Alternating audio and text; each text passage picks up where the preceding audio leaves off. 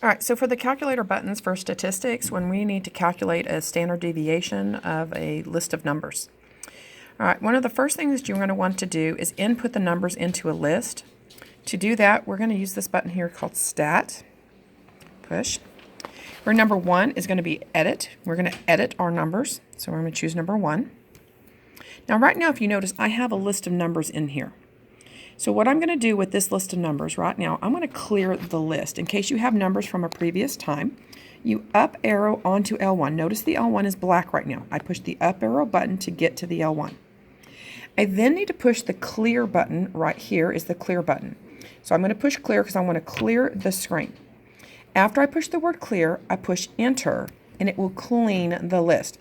You do not want to delete a list, you want to clear your list.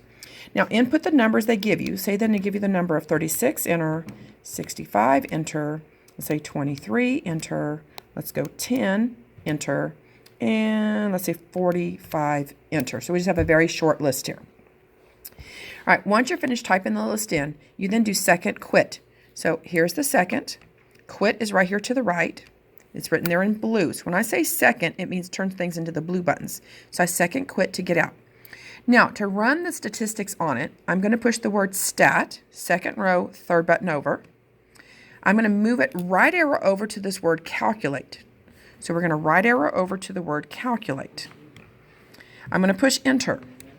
Now, what happens is all my data was in list 1. If my data is in list 2, I would have to push the second and then the 2. If you notice here, when you push the second, right there above the 1 is L1. Above the 2 is list 2. Above 3 is list 3. So right now my data is in list 1, so that's good. I'm going to down arrow. Leave the frequency alone. Right now all the numbers each appear once, so just leave that alone. We'll learn about that button later.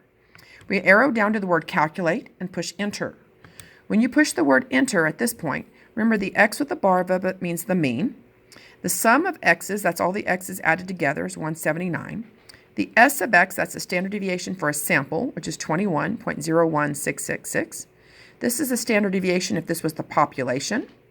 There are 5 elements in my sample. That's the minimum value. That will be the first quartile. We'll learn about that later. And if I down arrow, I can get the median, the Q3, and the maximum. So if I needed the range, I would take 65 minus 10. If I want the median, there is my answer. And again, if I up arrow back up to the top, the X with the bar above it is the mean for the sample, 35.8. The standard deviation for the sample, 21.0166.